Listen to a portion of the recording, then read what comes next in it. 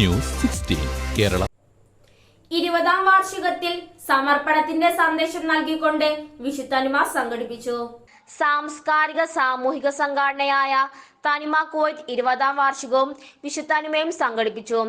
വിശുദ്ധനിമ convener Sangeeth Somnath അധ്യക്ഷനായ ചടങ്ങിൽ joint convener Sony Victor സ്വാഗതം ആശംസിച്ചു.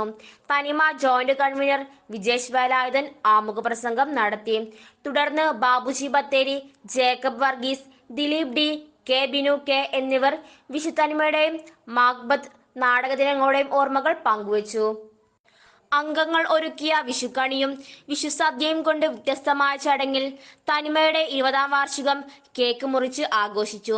20 വർഷ കാലയളവിൽ പ്രവാസി സമൂഹത്തിൽ വ്യത്യസ്തവും അർത്ഥവത്തായ പ്രവർത്തനം കൊണ്ട് ശ്രദ്ധേയമായ തനിമയുടെ അംഗങ്ങളുടെ ആത്മസമർപ്പണത്തിനും സന്മനസ്സുകളുടെയും പിന്തുണയ്ക്കും വിജേഷ് വേലായുധൻ നന്ദി അറിയിച്ചു.